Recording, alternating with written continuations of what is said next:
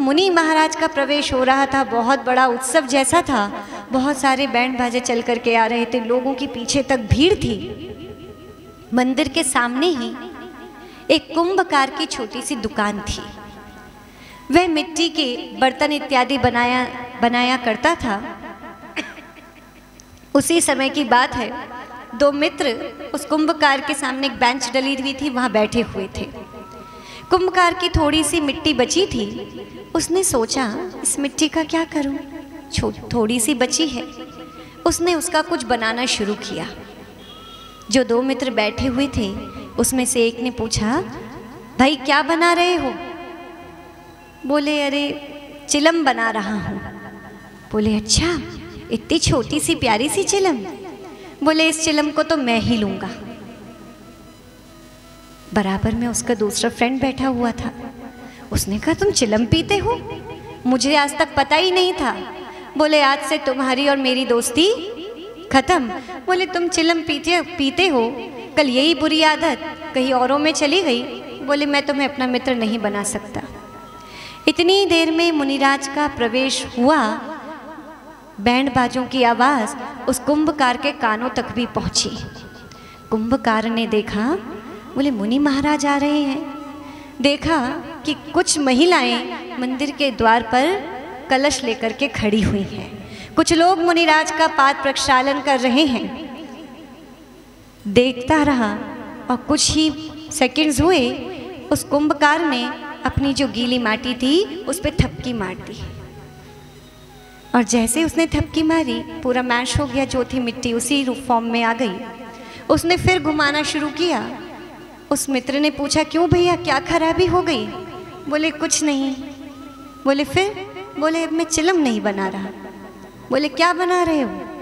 बोले अब तो मेरा मन बदल गया है, मेरा विचार बदल गया है। अब मैं चिलम ना बना करके एक कलश बना रहा हूँ। बोले चिलम बनाऊंगा तो जो व्यक्ति उसका प्रयोग करेगा वो व्यक्ति पाप का अर्जन करेगा, पाप मुझे भी लगेगा। और यदि मैंने कलश बना दिया और किसी जैन व्यक्ति ने, सुधी श्रावक ने कलश ले लिया, तो वह मुनिराज के स्वागत करेगा, मुनिराज के पाद प्रक्षालन करेगा, मुनिराज का पड़गाहन करेगा। तो कम से कम मेरी मिट्टी का भी कुछ पुण्य का उदय आएगा, मेरा भी पुण्य का उदय आएगा कि मेरे हाथ की बनी वस्तु इतनी अच्छी जगह प्रयोग में आ रही है। बोले अच्छा। उस व्यक्ति ने जब बात सुनी तो जो चिलम पीता था उसने देखा, भैया दिगंबर मुनिराज की ये चर्या होती है।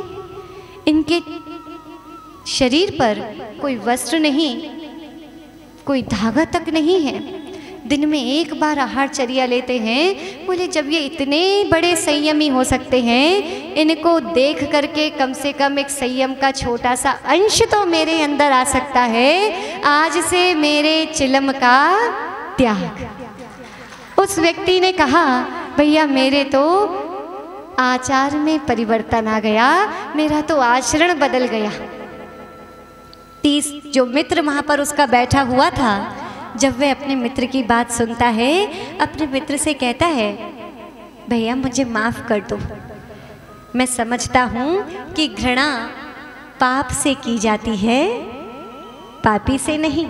और जब अब तुम पाप ही नहीं कर रहे, कोई गंदा काम नहीं कर रहे, तुमने इतना महान त्याग लिया है, तो आज से तुम्हारी और मेरी फ्रेंडशिप कंटिन्यू, जैसी थी वैसे ही चलेगी। बोले अच्छा। वह कुंभकार कह रहा था, मेरा विचार बदल गया। चिलम त्यागने वाला कह रहा था, मुनिराज को देख करके मेरा आचार बदल गया। वह दूसरा मित्र कह रहा था, मेरा व्यवहार बदल गया। मुनिराज को देख करके एक का विचार बदल गया, एक का आचार बदल गया, एक का व्यवहार बदल गया।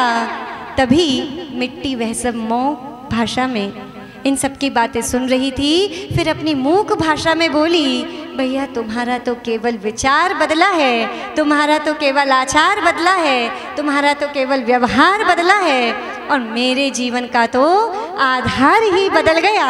महानुभाव, गुरुओं की संगति ऐसी होती है, किसी के जीवन का आधार बदल जाता है, जो स्वयं गुरुता की श्रेणी में आ जाते हैं। और